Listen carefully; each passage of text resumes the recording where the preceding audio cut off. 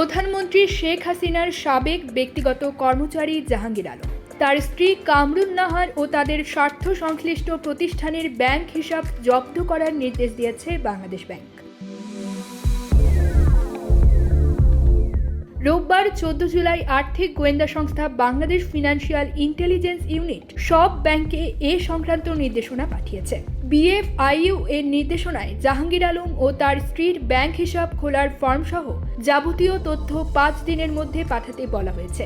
নির্দেশনায় বলা হয়েছে, ব্যাংক বা আর্থিক প্রতিষ্ঠানে উল্লেখিত ব্যক্তিবর্গ ও তাদের মালিকানাধীন প্রতিষ্ঠানের নামে কোনো হিসাব থাকলে সেসব হিসাবের লেনদেন মানি লন্ডারিং প্রতিরোধ আইন 2012 এর 23(1) গ ধারার আওতায় 30 দিনের জন্য স্থগিত রাখার নির্দেশনা দেওয়া হলো। জানা যায়, জাহাঙ্গীর আলম প্রধানমন্ত্রীর ব্যক্তিগত কর্মচারী হিসেবে টানা 2 মেয়াদের পাশাপাশি গত মেয়াদেও কিছুদিন দায়িত্ব পালন করেছেন।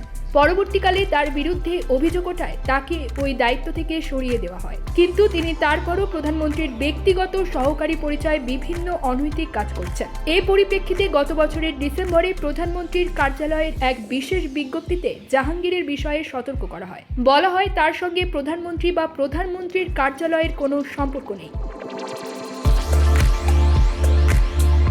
সাম্প্রতিক হওয়া চীন সফর নিয়ে প্রধানমন্ত্রী শেখ হাসিনা গতকাল সংবাদ সম্মেলন করেন। সেখানে প্রধানমন্ত্রী বলেন, আমার বাসায় কাজ করেছে, পিয়ন ছিল সে, এখন 400 কোটি টাকার মালিক, হেলিকপ্টার ছাড়া চলে না। বাস্তব কথা, কি করে বানালো এত টাকা জানতে পেরেছি, পরেই ব্যবস্থা নিয়েছি। জাহাঙ্গীর আলমকে ইঙ্গিত করে প্রধানমন্ত্রী কথাগুলো বলেছিলেন বলে ধারণা অনেকের।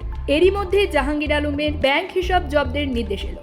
জাহাঙ্গীর আলম নোয়াখালীর চাটখিল উপজেলার খিলপাড়া ইউনিয়নের নাহারখিল গ্রামের বাসিন্দা। তিনি এর আগে নোয়াখালী জেলা আওয়ামী লীগের সহ সভাপতি ছিলেন। News desk, channel 16।